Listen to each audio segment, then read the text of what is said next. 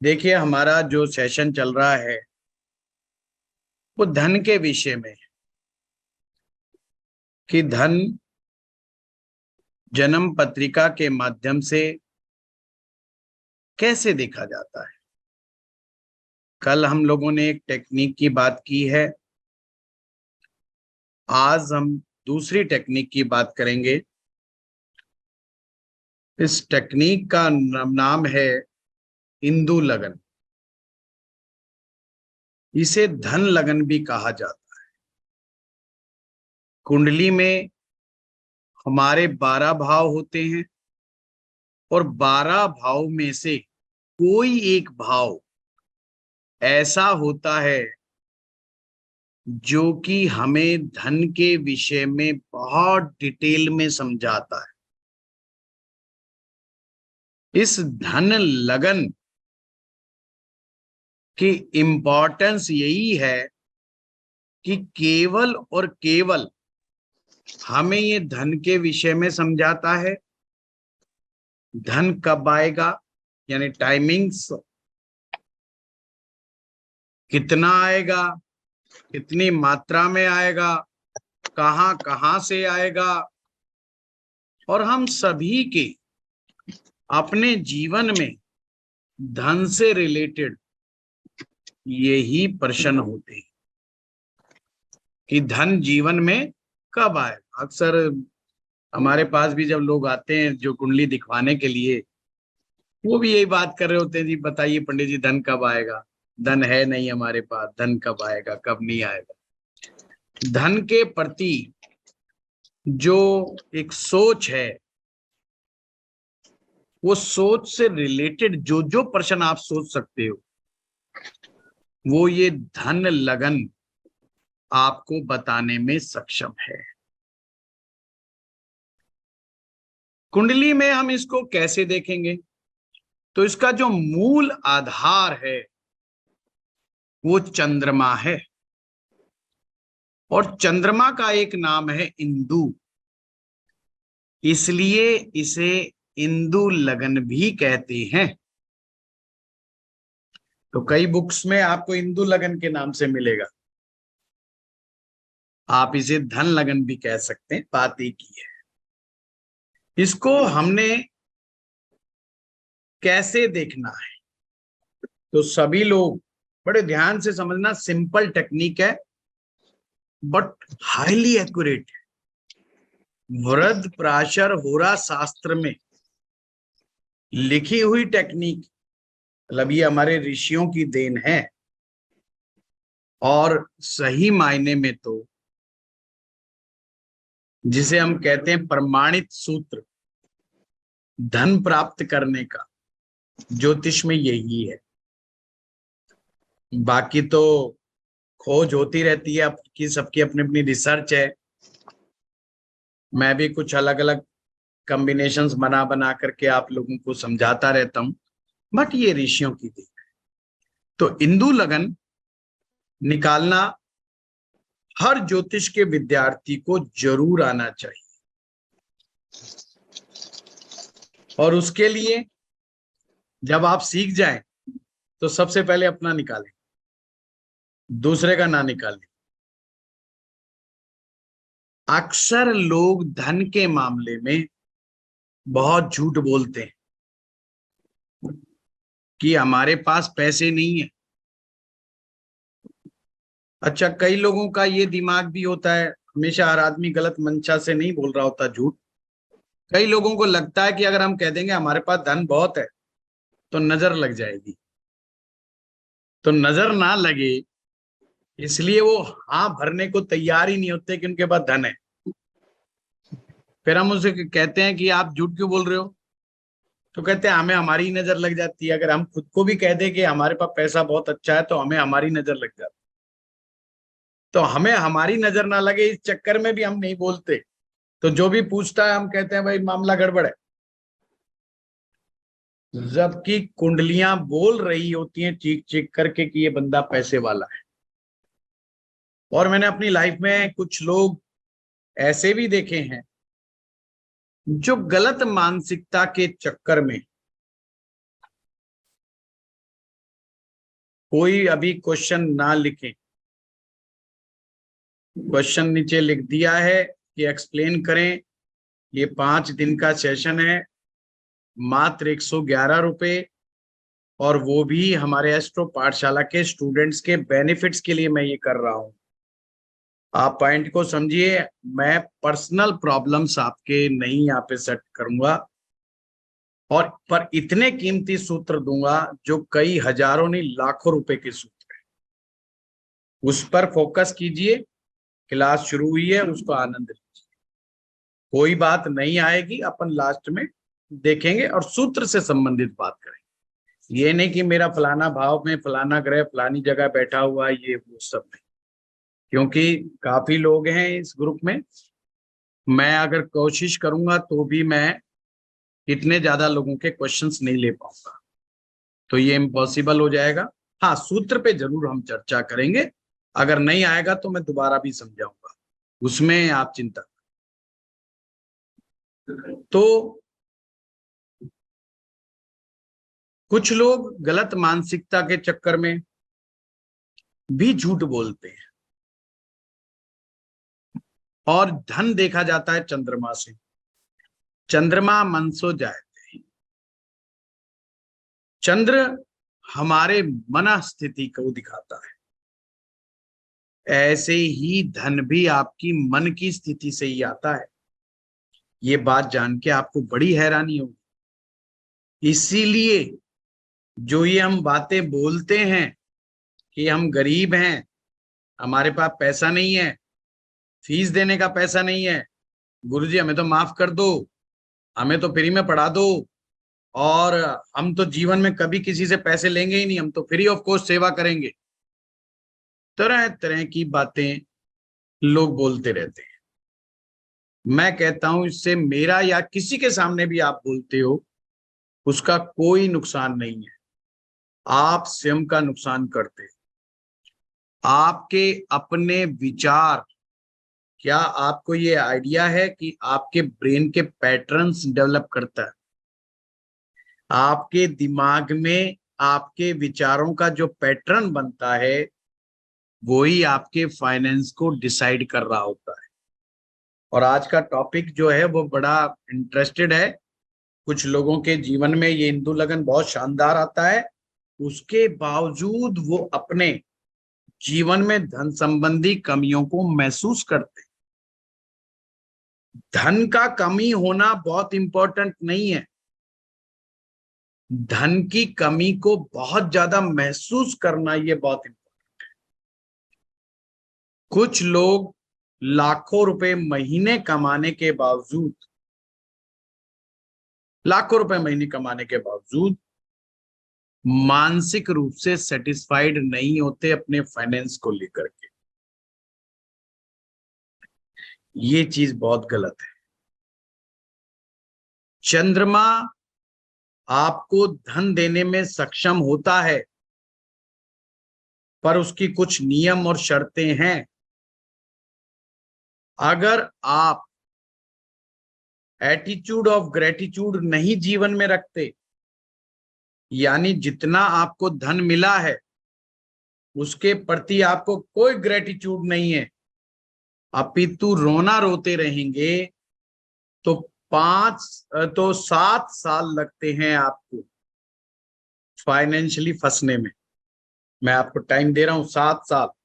एक आदमी 7 साल तक रोता रहे, मेरे पास हाय, मेरे पास पैसा नहीं, हाय मेरे पास पैसा, जिसके पास पैसा है मैं उसकी बात कर रहा हूं, और वो रोता रहे, 7 साल के बाद वो वास्तव में किसी चक्रव्यूह में फंस जाएगा। ये गलत इन्वेस्टमेंट के द्वारा, किसी गलत आदमी को पेमेंट देने के द्वारा, कोई धोखा खाने के द्वारा, चीटिंग के द्वारा, एक समय ऐसा आएगा उसका हाथ टाइट हो जाएगा। अभी तक तो 7 साल से वो वैसे ड्रामा कर रहा था कि पैसा नहीं है, पैसा नहीं है, और अब सचमुच उसके पास हाथ टाइट हो जाएगा। और इन 7 सालों में लोग देखने वाले कहेंगे यार इसके पास क्या कमी है, गाड़ी में ये घूमता है, विदेश में ये जाता है, मार्केट में भी घूम के आता है, पैसा खर्चने का मन करता है, खूब खर्च भी लेता है, बच्चों की फीसें बड़े अच्छे अच्छे स्कूलों में बच्चों को पढ़ा रहा है, ये तो मेरे सामने ही आके रोना रोता है। तो वो तो जब आप उनके पास हेल्प मांगने जाओगे वो तो हेल्प करेंगे नहीं, कहेंगे तो ड्रामा कर रहा है ये, तो आपके हेल्प सिस्टम भी बंद हो जाते हैं। तो ये बात बोलने से पहले मैं कहूंगा 4 बार सोचिए और जीवन में अपने आप को गरीब मत मानिए। गरीब होते हुए भी अपने आप को गरीब नहीं मानना। अगर 3 वक्त की रोटी खाने में सक्षम हो आप, तो आप गरीब नहीं हैं। अगर आपको खाना खाने में, रहने में कल की चिंता नहीं है, तो आप गरीब नहीं हैं। जिसे आप गरीबी समझते हो वो तो आपके शौक हैं, आपके डिजायर हैं, आपकी इच्छाएं हैं। और इच्छाएं को सामने रख करके अमीरी गरीबी देखोगे तो सारी जिंदगी गरीब रहोगे। निश्चित रूप से गरीबी में ही मरना पड़ेगा अगर आप इच्छाओं को आगे रखोगे। अब मान लो किसी आदमी की इच्छा है कि मैं 500 करोड़ रुपए का कॉलेज बनाऊं, अब वो लगा रहेगा 500 करोड़ कमाने के लिए। अब बताओ कब अमीर होगा? और 500 करोड़ आ गए फिर उसे 500 करोड़ लगाने पड़ेंगे, फिर और कमाओ। तो ये तो एंडलेस प्रोसेस है। वो अमीर कब बनेगा? तो हम अमीर कब बने, ये सूत्र को हमें समझना पड़ेगा। भगवान बहुत दयालु है, बहुत ज्यादा दयालु। हम ही अपने ऊपर दया नहीं करते, हम ही अपने प्रति बहुत ज्यादा निर्दयी हैं। हम भगवान के दिए को मानते ही नहीं, और इसलिए हमेशा भगवान से कंप्लेंट करते रहते हैं। और जितनी भी हम लाइफ में कंप्लेंट करते हैं उसको रजिस्टर कौन करता है? चंद्र ग्रह। फिर याद रखना, जितनी भी लाइफ की कंप्लेंट्स होती हैं वो चंद्रमा से, चंद्रमा बैठा बैठा लिखता रहता है, अच्छा तेरे पास ये कमी, बढ़िया खाना नहीं मिला, बढ़िया वाइफ नहीं मिली, बढ़िया पति नहीं मिला, बढ़िया बच्चे नहीं मिले। चंद्रमा कंप्लेंट को लिखता रहता है। तो ठीक है, इकट्ठा बदला लूंगा, इकट्ठा सोचूंगा मैं एक दिन, और ये वास्तव में हो जाता है। आप जब भी शांत भाव में बैठे, आप किसी भी अवस्था में हो, आपने अपने ब्रेन के पैटर्न्स को पॉजिटिव पैटर्न्स में कन्वर्ट करना है। और उसका करने का तरीका यही है, अंतर मन से बोलो कि मैं बहुत अमीर हूं, भगवान ने मुझे बहुत दिया है, मैं सब कुछ कमाने में सक्षम हूं, मैं जितना चाहता हूं उतना पैसा इकट्ठा कर सकता हूं, मैं जितना चाहूं उतना पैसा कमा सकता हूं। अगर हम ध्यान अवस्था में ऐसी सोच डेवलप करते हैं रिपीटेड टाइम्स, आपकी कुंडली में ग्रह कहीं बैठा हो उसको धन देना पड़ेगा। धन क्या है? धन एक ध्यान की अवस्था है, इसको नोट कर लो। धन क्या है? धन एक ध्यान की अवस्था है। जो जितना बड़ा धनवान वो उतना ही धन का ध्यानी है, वो धन को मेडिटेट करता है। अगर आपको हर जगह धन दिखाई देने लग जाए ना, तो समझ लेना कि मामला बहुत फर्स्ट क्लास है। धन को बर्बाद करने की मानसिकता से छूटना पड़ेगा। आपने देखा होगा हमारे इंडियन मैरिज में कुछ लोग पैसा लुटाते हैं ऐसे, ये कभी मत करना, फेंकना नहीं है। कोई आप कितने भी अमीर हो, राह चलते में अगर आपको 1 का सिक्का भी मिल जाए तो उसको उठाइए, अपने माथे से लगाइए, अपने जेब में रखिए, निरादर मत कीजिए। ये मत सोचिए कि मेरी औकात अब 1 लाख रुपए की हो गई है, अब 1 रुपए की मेरी औकात नहीं बची, ये नहीं सोचना।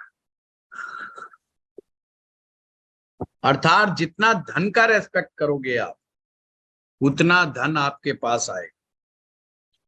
पर धन के रेस्पेक्ट का मतलब कंजूसी नहीं है। कंजूस आदमी अपनी यात्रा समाप्त कर देता है धन कमाने की, ये ध्यान रखना। कंजूस आदमी अपनी यात्रा समाप्त कर देता है। कभी भी आप किसी से कंसल्टेंसी लेते हैं, चाहे डॉक्टर है, इंजीनियर है, ज्योतिषी है, चार्टेड अकाउंटेंट है, ये आपके सहयोगी हैं जीवन में आपको ऊपर उठाने में। आपका मेंटोर है, आपका गाइड है। इनसे कभी बार्गेनिंग मत कीजिए, इनसे कभी पैसा कम मत कराइए। मैं आपको सच बता रहा हूं, टाइम के ऊपर दगा दे जाएंगे अगर आप पैसा कम दोगे। ये ध्यान रखना, जिस दिन फंसोगे उस दिन सबसे पहले यही भागेंगे, क्योंकि उनके दिमाग में भी रहेगा ये पैसा पूसा तो देता नहीं है और पैसे में बड़ा ड्रामा करता है, तो इसकी हेल्प मत करो। जितने भी व्यक्ति अमीर लोग बने हैं, उनके पास एक ही पॉजिटिव चीजें हैं, उनके पास अच्छे अच्छे कंसल्टेंट हैं और वो उनका पैसा कभी नहीं रोकते, सबसे पहले उनको पैसा देते हैं। इसीलिए वो नए नए आइडियाज के साथ आते हैं और उनको आइडिया देते हैं, उनको हेल्प करते हैं और उनको जीवन में ऊपर उठाते हैं। बिल्डिंग कैसे बनती है, मजबूत बिल्डिंग कैसे बनती है जीवन में? दो चीज होती है, एक नींव और दूसरी होती है पिलर्स। नींव है आपकी अपनी सोच, धन संबंधी सोच, और पिलर्स हैं आपके अपने कंसल्टेंट्स, जिनसे आप बिजनेस में हेल्प लेते हो। आपके अपने एम्प्लॉइज, आपके अपने कंसल्टेंट, वो पिलर्स हैं लाइफ के। डोंट चीट, उन्हें बिल्कुल चीट मत कीजिए। जीवन में स्टेप बाय स्टेप आगे बढ़ते चले जाएंगे। तो शुरुआत करते हैं टेक्निकल पॉइंट से। टेक्निकली इसको कुंडली में कैसे देखें?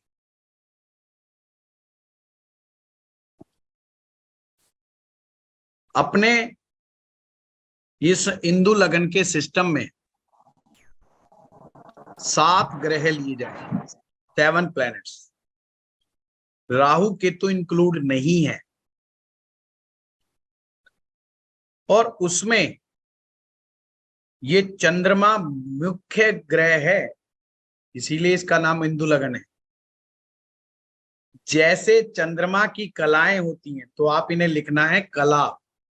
हर ग्रह को एक कला मिली हुई है और वो कला लिखनी है आपने। जैसे सूर्य, पहला लिस्ट बना लो ये आप। सबसे पहले लिखेंगे सूर्य। सूर्य को 30 कला मिली हुई, 30। दूसरे नंबर पे लिखे चंद्रमा। चंद्रमा के पास 16 कला है। कल मैंने क्या सूत्र कराया था? सूर्य अल्टीमेट वेल्थ गिवर है, इसीलिए सबसे ज्यादा कला यानी धन देने की ताकत सूर्य के पास होती है। दूसरे नंबर पे चंद्रमा के पास है, ये आपकी ताकत को दिखाता है। तीसरा लिखिए शुक्र, 12 नंबर। बृहस्पति 10 नंबर। मंगल 6 नंबर। बुध 8 नंबर। और लास्ट में बचा शनि देव 1 नंबर है। तो शनि ग्रह आदमी को कंजूस बना देते हैं। सर 1? हाँ, सिंगल 1, 1 नंबर, 1 पॉइंट। दोबारा से मैं बता देता हूं जिसने नहीं लिखा है। सूर्य को 30 नंबर, चंद्रमा को 16 नंबर, शुक्र को 12 नंबर, बृहस्पति को 10 नंबर, बुध को 8 नंबर, मंगल को 6 नंबर और शनि को 1 नंबर दिया गया है। ये नोट कर लिया? अब सभी अपनी अपनी कुंडलियां खोल के बैठ जाएं, क्योंकि धन लगन डिसाइड करते हैं। कुंडली का 9वां भाव उठाए और आपने देखना है 9वें भाव का स्वामी कौन है। लगन से 9th हाउस। फर्स्ट स्टेप क्या है? लगन से नवम भाव का स्वामी, लगन से फर्स्ट हाउस से देखना है 9th हाउस। 9th हाउस का जो स्वामी ग्रह है वो देखिए कौन है। सबको अपना अपना लिख लेना है कि कौन सा ग्रह। जो भी ग्रह आया है नवम भाव का स्वामी, अपनी लिस्ट में मिलाइए उसको कितना नंबर मिला हुआ है। गुरुजी लेकिन इसमें कोई प्लैनेट है ही नहीं। मेरे भाई स्वामी बोला है, हरिकेत स्वामी, मैंने नहीं बोला ग्रह बैठा कौन है। अच्छा ओके सर, ओके सॉरी। नवम भाव का स्वामी बोला है, ग्रह नहीं देखना नवम में कोई भी बैठा हो, वो नहीं देखना, उसका लॉर्ड देखना है। नवम लॉर्ड कैसे देखेंगे? 9th हाउस में जहां पे जो राशि लिखी हुई है ना, उस राशि का स्वामी जो ग्रह होगा आपने इस लिस्ट में मिलाना है कि उसको कितना नंबर है वो लिख लीजिए। स्टेप नंबर 2, जहां पर आपका चंद्रमा बैठा हुआ है, जहां पे आपका चंद्रमा बैठा हुआ है उस चंद्रमा से 9 नंबर आगे गिनेंगे। अब मान लीजिए किसी का चंद्रमा सप्तम भाव में बैठा है तो सप्तम को 1 मान करके आगे गिनिएगा तो तीसरा भाव में जाएगा। यानी कि चंद्रमा से नवम भाव में जो राशि है उस राशि का स्वामी ग्रह कौन सा है देखना है। उस ग्रह का देखिए कितने पॉइंट मिले हुए हैं, कितने नंबर मिले हुए हैं। अब आपके पास 2 पॉइंट आ गए, 2 ग्रहों के पॉइंट आ गए, नवम भाव के स्वामी के पॉइंट आए और चंद्रमा से नवम भाव के स्वामी के पॉइंट आए। दोनों को जोड़ लो आपस में, दोनों को जोड़ लो आप। मैं एक एग्जांपल भी आपको बता देता हूं। गुरुजी ये जो सब यानी कि चंद्रमा से नवम देखना है, वो चंद्रमा को पहले घर काउंट करना है या उस आगे से कोई काउंट बात, करना अभी अभी अभी मैं समझा रहा हूँ, स्लेट पे समझा रहा हूँ। अब देखिए कुंडली है, ये लगन कुंडली है, D1 चार्ट भी कह सकते हो। पहला स्टेप क्या था हमारा?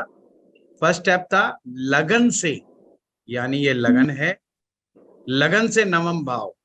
तो अगर हम यहाँ 9th तक गिनेंगे तो ये आएगा जहां पे नंबर 10 है। फर्स्ट स्टेप पर 9th लॉर्ड यानी कि मकर राशि फॉल कर रही है और मकर राशि का स्वामी कौन है? शनि।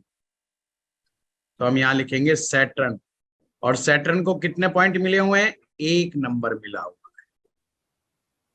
है। अब मान लीजिए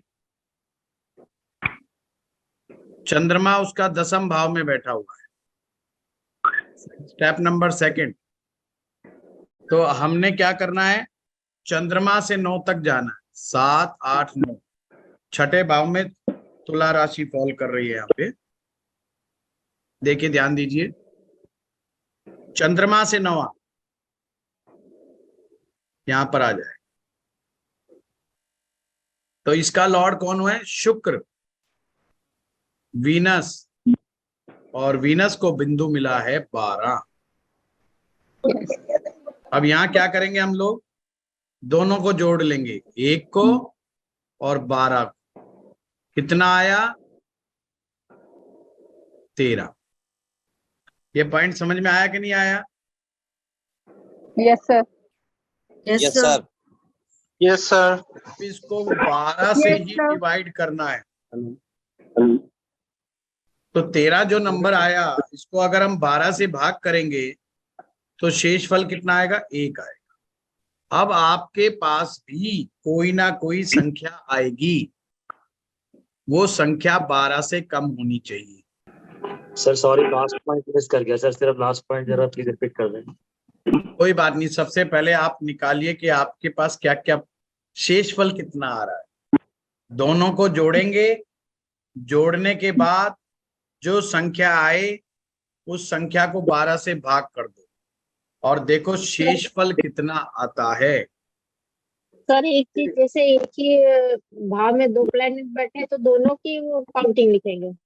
सिर्फ भाव में ग्रह तो देखना ही नहीं है मोनिका जी, अच्छा, सिर्फ भाव ये देखना है का स्वामी भाव देना। का स्वामी ग्रह है। जैसे सर आठवें शेषफल भाव, जीरो आ रहा फिर सर। से क्लियर कर दूं, 0 आए तो 12 जोड़ दो, 12 नंबर मान लो। प्रणाम। 9 नंबर आया बैलेंस जीरो तो 0 अगर शेषफल आएगा तो 12 जोड़ना है गुलशन जी। ठीक है, थैंक यू 12 का क्या करना है मैं बताऊंगा, वो सर, कैसे देखना है मैं बताऊंगा। है जी, 8+1 9 आ रहा हो जो क्या आ रहा है? 9 हाँ 9 का मैं बताऊंगा ना, यहाँ तक तो समझो आप लोग, अगला सर, स्टेप तो मैंने बताया नहीं। हाँ अंशु जी, सर एक सेकंड, 0.9 आएगा तो उसको हमने 0 पकड़ना है। क्या आ गया?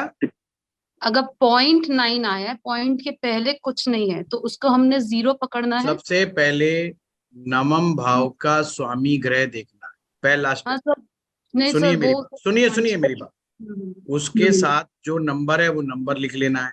हम्म, फिर चंद्रमा से नवम भाव का स्वामी को देखना है, जो ग्रह आए उसके पॉइंट को लिख लेना है। तो हमारे पास 2 पॉइंट आ गए, दोनों को जोड़ना है, हाँ जी, नवमेश के ग्रह को और चंद्रमा से नवमेश के ग्रह को जोड़ना है। जोड़ दिया, जोड़ने के बाद जो संख्या आए उसको 12 से डिवाइड कर देना है। हाँ जी सर। जैसे अगर संख्या 11 आ रही है तो वो 11 आ रही है तो फिर डिवाइड नहीं करना, ऑलरेडी हमारे पास एक नंबर आ गया, 12 में से 1 घटा देना 12 में से है, 1 घटा। टोटल 12 से चल रहे हैं ना, 12 भाव है, अच्छा 12 से ज्यादा है ही नहीं, हम नहीं। 12 से ज्यादा जा ही नहीं सकते। हाँ अगर जी, 12 से ऊपर है तो 12 से भाग कर देंगे, 12 से नीचे आई है तो अपने को टेंशन ही नहीं है, पहले ही ओके। नीचे है। अपने को जो भी शेषफल चाहिए किसी भी रूप में वो 12 से नीचे नीचे चाहिए। हम ओके, मान लीजिए 13 आ गया हमारे एग्जाम्पल में, तो 12 से ऊपर आ गया तो हमने क्या किया, 12 से भाग कर दिया तो ओके, शेषफल अपने को 1 मिल गया। हम्म, ऐसे मान लीजिए किसी के पास 16 आ गया तो 16 तो 12 से ज्यादा है, तो हम तुरंत 12 से भाग कर देंगे, तो शेषफल आ गया अपने पास 4। तो जो 4 आएगा उसको हमने क्या करना है, जहां पर आपका चंद्रमा बैठा हुआ है उस शेषफल को उतने पॉइंट आगे गिन लेंगे, 4 नंबर आगे गिन लेंगे। ओके, जो आगे आएगा वही हमारा धन लगन है, वही इंदु लगन है। अच्छा। और फिर सर जो समझा? कम आया है मतलब जैसे जैसे किसी का नहीं, लास्ट जोड़ आ पॉइंट गया समझ नहीं 18, आया। सुनिए सर किसी का मेरा क्या क्या है सर? सर ऐसे मेरा भी समझ किसी में को नहीं है। सर समझ में अपना आएगा। अपना मत बताइए, सर बता रहे हैं उनका सुन लीजिए प्लीज। सारे बोलोगे मुझे कुछ नहीं समझ में आएगा और मुझे खुद को गुस्सा आ सर म्यूट जाएगा। करें सबको, सर म्यूट करें सबको।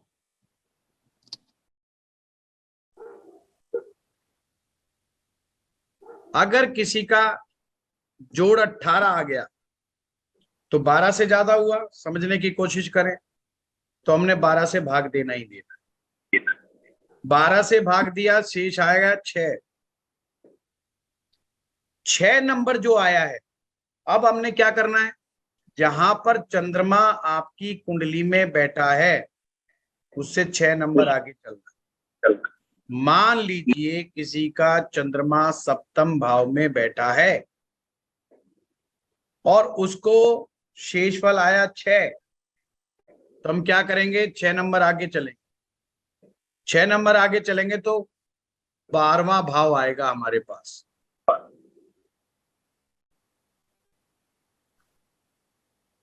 एक और एग्जांपल लेते हैं। अब मान लीजिए शेष आया कि अपने पास बुध का 8 नंबर और शनि का 1 नंबर आया, तो 8 और 1 जोड़ा 9 आ गया। और चंद्रमा को हम एक ही जगह बिठा के रखते सप्तम भाव में, ताकि आपको है ना दिक्कत ना आए आपको समझने में चीजों। 9 नंबर आ गए। अब ये तो पहले से ही 12 से कम है,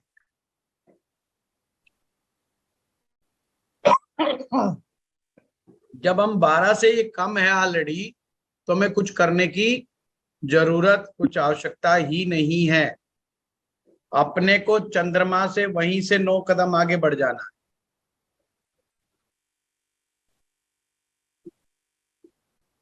दूसरा एग्जाम्पल लेते हैं। अगर मान लीजिए संख्या आ गई, बृहस्पति का 10 नंबर, शनि का 1 नंबर, 11 नंबर आ गए, ऑलरेडी 12 से कम, चंद्रमा से 11 पॉइंट आगे चढ़ जाना है। अब समझ में आ रहा है? ये मंगल का 6 नंबर, फिर शनि का 1 नंबर, मैं छोटे से छोटा करके दिखा रहा हूं, 7 नंबर हो गया, 12 से कम है, आगे बढ़ जाओ, कितना नंबर? 7 नंबर, वो आपका इंदु लगन आ जाए। जो इंदु लगन आ जाए आपका, कोई भी आएगा कुंडली में, उसी को फर्स्ट हाउस बना लीजिए और कुंडली वैसे के वैसे बना लीजिए।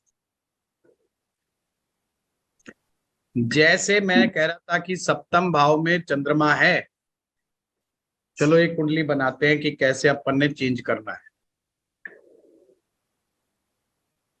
एक तुला लगन की कुंडली है मान, और चंद्रमा हमने यहां बिठा दिया। एक कुंडली मैंने बनाई है आप लोगों के सामने। आप मान लीजिए यहाँ पर टोटल जो बना, वो हम मानते हैं कि यहाँ पर किसी भी तरीके से अगर यहाँ देखें तो ये बुध आएगा, तो बुध को जो पॉइंट मिले हैं, मरकरी को जो पॉइंट मिलते हैं वो 8 मिलते हैं, और चंद्रमा सप्तम में, वहां से 9 है, तो ये गुरु है, और गुरु को जो पॉइंट मिले हैं वो 10 मिले। आपको क्लियर हो रहा है ये?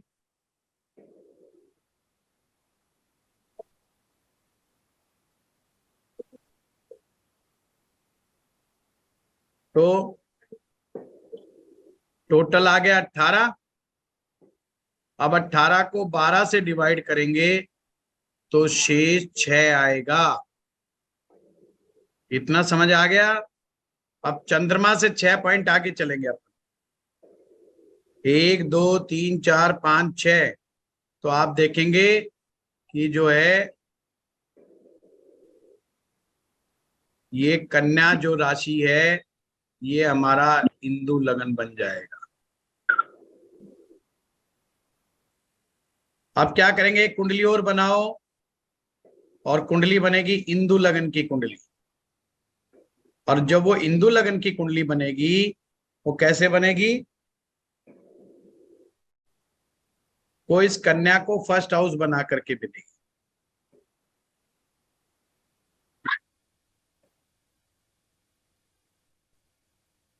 अब 6 नंबर को पहले घर में रख लो, जहां आपका लगन लिखा होता है ना, फर्स्ट हाउस में 6 नंबर लिखो, क्योंकि इंदु लगन हमारा वही बन रहा है, और सारी संख्या वैसी की वैसी लिखो।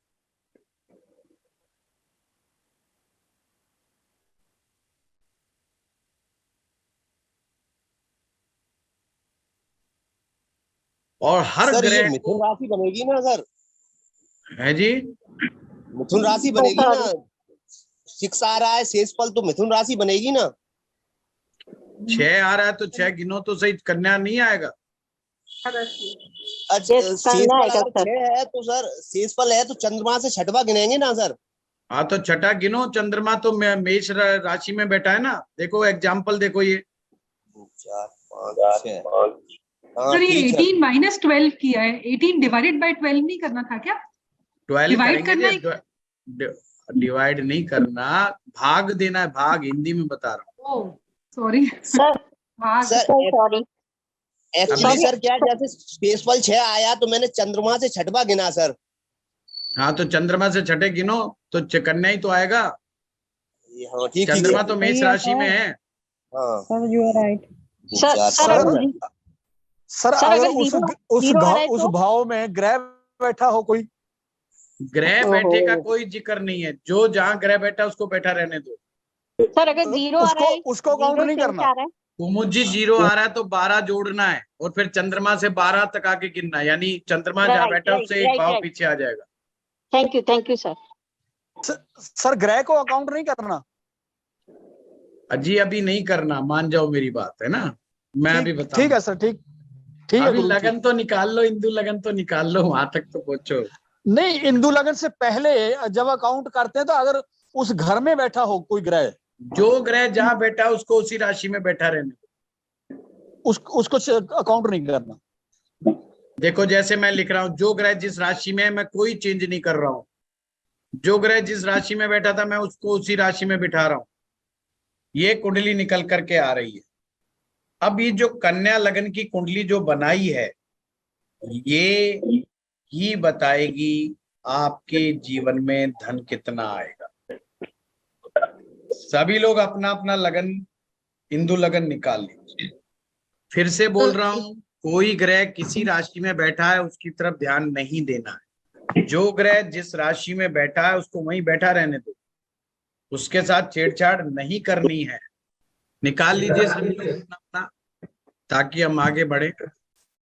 हाँ सुनील जी बताइए, कोई डाउट है? सर 11 टोटल आया है, तो फिर कितने घर आगे बढ़ना है? चंद्रमा से 11 नंबर आगे बढ़ जाओ। नहीं, बैलेंस नहीं है, मतलब शेष 11 नहीं है, टोटल ही 11 है ना जी। हाँ तो 11 नंबर चंद्रमा से आगे बढ़ जाओ। अच्छा ठीक।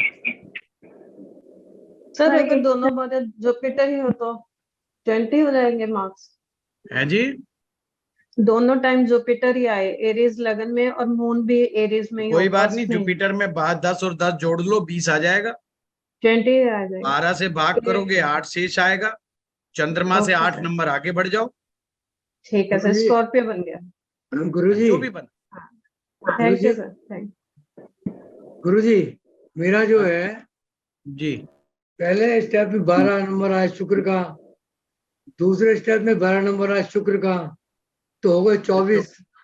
तो 12 दूनी 24, 0 हो गया। 0 हो गया।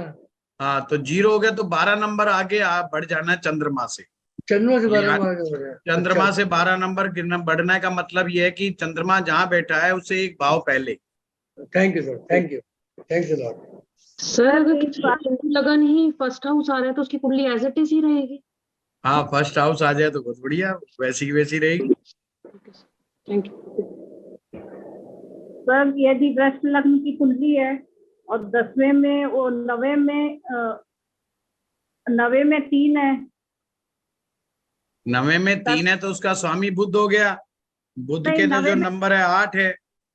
में जो 10 है शनि का वो बैठा है तो 1 नंबर है, और चंद्रमा हाँ चांदनी जी एक एक करके बोलो। 9वें भाव का स्वामी बुध है। नहीं, नवम में 10 बैठा है।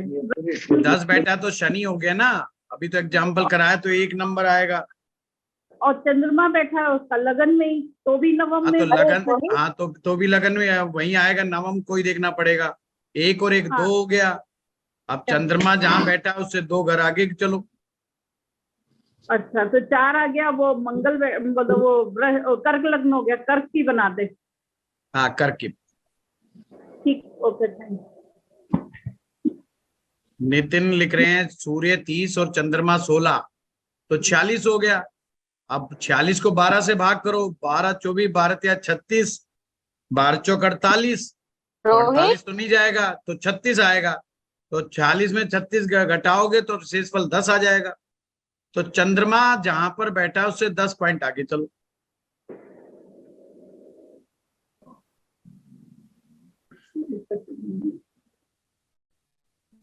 गुरु जी 10वें के आगे 3 जो है वो खाने में, तो उसके स्वामी को ही काउंट करेंगे ना फिर भी? स्वामी को ग्रह की मैं बात ही नहीं करता। Okay sir. आप देखिए, कुछ लोग पूर्व जन्म में इतने अच्छे पुण्य करके आते हैं कि इस जन्म में उन्हें ज्यादा मेहनत मशक्कत नहीं करनी पड़ती, अच्छे परिवार में अच्छे खानदान में पैदा हो जाते। सोर्स ऑफ इनकम उस परिवार के पहले ही ऑलरेडी इतने होते हैं कि उनको अपनी लाइफ में स्ट्रगल ही नहीं करना पड़ता। दूसरी कैटेगरी के लोग वो होते हैं जो पूर्व जन्म में तो इतने अच्छे पुण्य नहीं किए, पर इस जन्म में आकर के बड़े अच्छे कर्म करते, बड़ा अच्छा हिसाब किताब बनाते हैं, और हमेशा सीखते रहते हैं। पैसे के प्रति उनकी सोच बड़ी पॉजिटिव होती है, धन के प्रति सोच बड़ी पॉजिटिव होती है। दूसरी कैटेगरी वो लोग, ये लोग भी धन पार पा जाते हैं। अपना और अपने परिवार का पालन पोषण, हर प्रकार की जिम्मेवारी निभाने में ये लोग सक्षम होते हैं, जिन्हें हम लोग हिंदुस्तान में मिडिल क्लास लोग कहते हैं। इनको कोई कमी नहीं होती मिडिल क्लास लोगों को। किस प्रकार से? जब तक ये अपने और अपने परिवार की बात सोच रहे हैं, कोई कमी नहीं इनके पास। पैसे, बहुत अच्छी पेइंग कैपेसिटी, सब कुछ बढ़िया होता है इनके पास। तीसरी कैटेगरी के लोग होते हैं, ना पिछले जन्म में कोई अच्छे ढंग के काम करे, ना इस जन्म में वो कुछ करना चाहते हैं। वो होते हैं गरीब लोग। वो उसी प्रकार से होते हैं कि भगवान शिव भी अगर उन्हें देना चाहे तो भगवान शिव की हिम्मत नहीं है उनको देते। तो आपने वो कहानी सुनी थी ना, एक बार एक गरीब ब्राह्मण था, पर बहुत पाठ पूजा करता था, और माँ पार्वती की भी बहुत पूजा करता था। माँ पार्वती ने भगवान शिव से कहा कि इतना बढ़िया भगत आदमी है, हमारी रोज सेवा करता है, रोज हमारी पाठ पूजा करता है, कि आप इसको दे दो। आपका भगत और इतना गरीब, ये तो स्वामी आपके लिए ठीक नहीं है, आपके मान सम्मान के लिए। भगवान शिव ने कहा भाई इसके भाग्य में धन नहीं है, तो ये धन लेने का अधिकारी नहीं है। उन्होंने कहा ऐसा कैसे? आप जिसे दो और वो ना ले, ऐसा हो ही नहीं सकता। आप दे करके तो देखो कम से कम। चलो आज परीक्षा ले लेते। वो जैसे ही पूजा करके बाहर निकला, भगवान शिव एक घड़ा रख देते हैं सोने से भरा हुआ, और पंडित जी को ख्याल आता है कि अचानक से यार ये अंधे लोग कैसे चलते होंगे। भगवान ने तेरे को आंखें दी है, आज तू ऐसा चल के दिखा जैसे एक अंधे चलते। और वो चलता है और अंधा बन जाता है, आंख बंद कर लेता है, घड़े से टकरा जाता, टकराने के बाद गिर जाता है। कहता है लोग कितने बेकार हैं इस संसार में, रास्ते में पत्थर रख देते हैं, शर्म नहीं आती इनको। ये भी नहीं सोचते कि अंधे लोग कैसे चलते। तो बिल्कुल वो उठता है, उठ करके अपने कपड़े झाड़ता है और आगे बढ़ जाता है। इस स्टोरी का तात्पर्य क्या है? ये स्टोरी का तात्पर्य है हर व्यक्ति को जीवन में अपॉर्चुनिटीज मिलती हैं। जो लोग अपनी अपॉर्चुनिटी का लाभ नहीं उठा पाते, वो लोग गरीब होते हैं। अपॉर्चुनिटीज कुंडली में कहां से देखी जाएंगी? 9th हाउस, कुंडली का नवम भाव। जिन लोगों की कुंडली का नवा भाव सोया रहता, यानी कि कमजोर होता है, पाप ग्रहों के प्रभाव में होता है, बस ये उसी ब्राह्मण की तरह है जो कहते हैं अंधे कैसे चलते हैं ये हम देखेंगे। ये वो लोग हैं जो अमीरों को क्रिटिसाइज करते हैं, अमीरों को चोर समझते हैं, या ये सोचते हैं कि पैसा सिर्फ बेईमानी से कमाया जा सकता है, और किसी को बहुत बड़ा ज्यादा पैसा कमाना है तो समझ लो उसको ईमानदार होना पड़ेगा। ये मजबूरी है उसकी ईमानदार होना। बेईमान आदमी थोड़े लेवल पे जाकर के रुक जाता है, क्योंकि आप सोचिए बेईमान का साथ कौन देगा? बिना टीम के कौन काम करेगा? अब आपने एम्प्लॉय रख लिया, आप उसकी बेचारे के उनके साथ ही बेईमानियां कर रहे हो, उन्हीं के पैसे नहीं दे रहे हो, वो छोड़ के भाग जाएंगे, वो आपका साथ नहीं देंगे। अब आपको कुछ काम करवाने वाले वेंडर्स भी चाहिए, अब वेंडर से काम करा लोगे, उनका पैसा नहीं दोगे, वो भी भाग जाएंगे, तो आप आगे कैसे बढ़ोगे? बेईमान आदमी कभी आगे नहीं बढ़ सकता, सोच लीजिए। अमीर बनना है तो ईमानदार बनना मजबूरी है आपकी। जबान का पक्का और सच्चा होना आपकी मजबूरी है आपकी, ये समझ लीजिए, तो ही आप जीवन में अमीर हो पाएंगे। आप सोच लिए लोगों की सोच में कितना बड़ा अंतर है। लोग कहते हैं यार ये पैसा तो, जो लोग झूठ बोलते हैं, मक्कार होते हैं, चोरी करना जानते हैं, झूठ बोलना जानते हैं, वो लोग पैसे वाले हो जाते हैं। जो लोग धोखा देना जानते हैं वो लोग पैसे वाले हो जाते हैं। हम तो शरीफ है ना, इसलिए गरीब है। ये टोटल असत्य है कि हम शरीफ है इसलिए गरीब हैं। ये गलती है, ये टोटल रॉन्ग वर्ड। ये कहना चाहिए हम बेवकूफ हैं इसलिए गरीब हैं, ये सही वर्ड है। अब इस बात को कहेंगे तो लोग कहेंगे, यूट्यूब पे लिख देंगे, बड़ा अहंकारी आदमी जो तुम्हें पढ़ा रहा है, ये खुद महाअहंकारी आदमी है, इसका क्या पता गरीबी, ये क्या जाने गरीब की बेचारे की क्या पोजीशन होती है, 2 पैसा आ गया होगा इसके पास। ओ भाई ऐसा नहीं है, ये वास्तविकता है। गलत ज्ञान आपको अंधकार में ले जाता है, गलत ज्ञान आपको अंधकार में लेके जाता है। ज्ञान आपको भटकने से रोकता है। अगर धन संबंधी ज्ञान आपका सच्चा है तो आपको दुनिया की कोई ताकत नहीं है जो रोक दे आपको पैसा कमाने से। वो बात अलग है कि कुंडली बहुत कुछ डिसाइड करके भेजती है आपके लिए, पर आपके हाथ में बहुत कुछ दे करके भी भेजती है। या तो आप जैसे हो वैसे के वैसे सेटिस्फाई हो जाओ, चाहे आपको मात्र 10,000 रुपये महीना आए, आप खुश रहो, कोई दिक्कत नहीं है, तो आप गरीब हो ही नहीं। अगर आप 10 लाख रुपए महीने कमा करके भी दुखी हैं तो अपने आप को गरीब की कैटेगरी में डाल लो।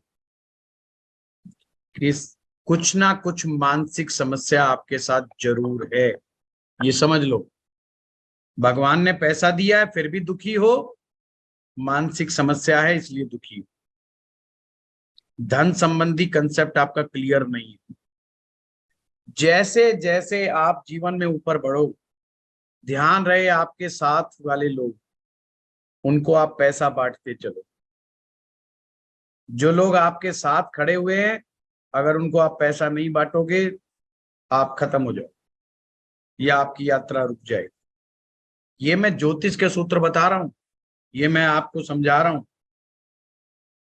ज्योतिष के कंसेप्ट धन के मामले में कैसे काम करते। तो 9वां भाव आपकी अपॉर्चुनिटी है। बहुत सारे लोगों को नौकरी मिलती है, उनको नौकरी में प्रॉब्लम नजर आने लग जाती है। बॉस अच्छा नहीं है, जगह अच्छी नहीं है, तनख्वाह अच्छी नहीं है, वहां की चाय अच्छी नहीं है, 100 तरह के बहानेबाजियां। अब आदमी क्या होगा, उसको सेटिस्फेक्शन कहीं नहीं मिलेगा। कहीं नौकरी कर लो जा करके, उसको कमियां निकालनी, क्योंकि कमी निकालने की उसकी आदत है। और जो आदमी जो मौका मिले उस मौके से सीखे, मेहनत करे, हार्डवर्क करे और ईमानदार रहे, ध्यान रखना उसकी जर्नी भगवान उसको आगे ले जाता है, चाहे उसको ज्योतिष की जानकारी है या नहीं है। आपको गरीब बनने के लिए बहुत सारे गुणों का होना आपके पास जरूरी है। ऐसे गरीब नहीं बन जाओगे कोई, भगवान ऐसे गरीब नहीं बना देगा आपको। बड़े अच्छे अच्छे गुण चाहिए आपको। 1 नंबर के नकारा होने चाहिए, 1 नंबर के इगोस्टिक होने चाहिए। आप नाक पे मक्खी नहीं बैठने देना, मान सम्मान सर्वोपरि। वो बात अलग है कि कोई मान सम्मान करता नहीं उनका, पर मान सम्मान सर्वोपरि। उसके लिए कोई भी किसी, वो कहते हैं हम ठोकर रखते हैं ऐसी नौकरी को, अपने पांव की नोक पे रखते हैं नौकरी, तो वो कभी भी किसी को झुकेंगे नहीं, वो विनम्र नहीं बनेंगे। तो कई ऐसे गुण चाहिए जब जाकर के आदमी गरीबी में रहता है। आप कुछ समय तक तो गरीबी में रह सकते हो अपनी दशाओं के कारण। अगर कोई व्यक्ति सारी जिंदगी गरीबी में रहता है तो समझ लेना वो मानसिक समस्या है, उसको सही ज्ञान नहीं है। भगवान निष्ठुर नहीं है। जीवन में हर व्यक्ति को मौका मिलता है आगे बढ़ने का, और ये 100 में से 100 कुंडलियों में से मौका मिलता है, ये ध्यान रखना। फिर भी इस संसार में 20% लोग बहुत अमीर हो जाते हैं, 60% लोग गरीब हो जाते हैं, और 20% अपर मिडिल क्लास में रह जाते हैं। ये सारा का सारा खेल आपके कुछ समझ में आ जाएगा। अगर आपको सिर्फ कमियां निकालनी है सिस्टम में, मेरे पास बहुत लोग आते हैं, ये धंधा किया जी, बंद कर दिया, अच्छा ठीक है भाई, एक कर दिया होगा, नहीं चला। दूसरा धंधा किया, अजी वो भी बंद कर दिया, बेकार था, कोई फायदा नहीं था, उधारी बहुत होती थी। अरे उधारी तो पंडिताई में हो जाती है, आप तो किस चीज की बात कर रहे हो? तो वो एक्सेप्ट ही नहीं कर पाते चीजों को, और धंधे पे धंधे बंद किए जाते। भाई नौकरी कर ले, धंधा नहीं चल रहा तो नौकरी नहीं करेंगे साहब, गुलामी नहीं करेंगे अपन किसी के बाप की। सेट डायलॉग, पेट डायलॉग उनका। अच्छा भाई, तो भाई क्या करोगे? धंधा? अरे धंधे से बड़ी कोई गुलामी है ही नहीं भाई। आप हर ग्राहक को नमस्कार करना पड़ता है, आप ग्राहक को कुछ नहीं बोल सकते। आप ग्राहक से, आपको पता है ये बदतमीज आदमी है, फिर भी आप बोल नहीं सकते कि आप बदतमीज हो एक नंबर के। आपको सबको प्लीज करना पड़ता है। किसी सक्षम और कामयाब दुकानदार को जाकर के देखो कभी, वो मुस्कुराता रहेगा, जी हजूरी करता रहेगा आपकी। बड़े दिनों बाद आए हैं साहब आप दुकान में, आप कहेंगे यार अभी पिछले हफ्ते आया था, अरे साहब का मान है, हमारा सामान आपके घर तो गया ही नहीं। वो इतना मीठा बोलता रहे, और आप कहेंगे अरे साहब आप तो एक नंबर के चोर हो, आप लुटेरे हो, आप बहुत महंगा लगाते हो आप सब, इसलिए हम आपसे नहीं लेते। अरे नहीं साहब ऐसा नहीं है साहब, मैं बिल्कुल महंगा नहीं लगा, मेरे रेट सबसे सस्ते हैं। वो मुस्कुरा के ये नहीं कहेगा तूने तेरा क्या लूट लिया, क्या तेरी चोरी कर ली, विवाद नहीं करेगा आपसे। तो सोचो यार, नौकरी में ऐसे हालात तो कभी नहीं देखे हमने कि नौकरी में ऐसे हालात होते हैं क्या। वहां तो इतने बुरे हालात नहीं होते। तो इसका मतलब लोगों ने गलत शिक्षा ले रखी है कि नौकरी का मतलब गुलामी। ये गलत शिक्षा है। नौकरी का मतलब गुलामी नहीं होता, और धंधे का मतलब आजादी नहीं होता। सेल्फ एम्प्लॉयड आदमी, कभी कामयाब वकील को जाके देखो, उसको को चलो छुट्टी मनाने, उसके दिल से पूछो, छुट्टी मनाने में उसकी जान निकलती है।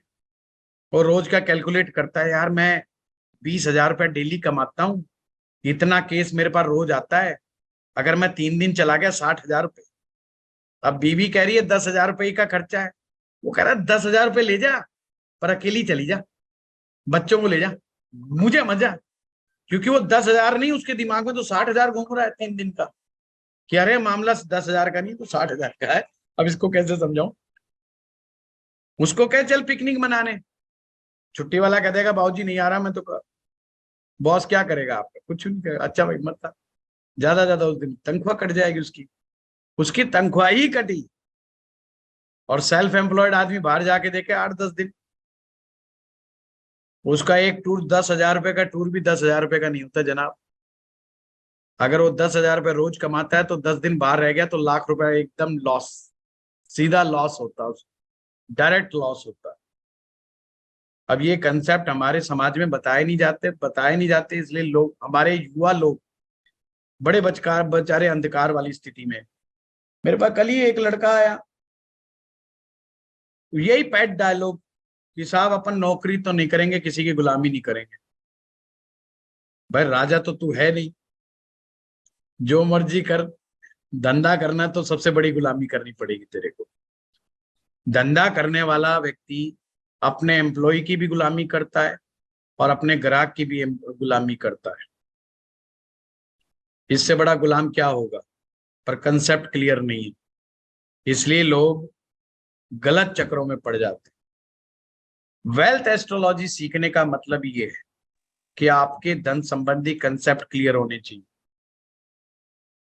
मेरा पढ़ाया हुआ वेल्थ एस्ट्रोलॉजी का कोर्स, हमारी ऐप है एस्ट्रो पाठशाला, जिन्होंने नहीं डाउनलोड की है वो डाउनलोड कर लें गूगल प्ले स्टोर पे जाकर के। ठीक है, आप जी, सभी सर। लोगों का बहुत बहुत धन्यवाद।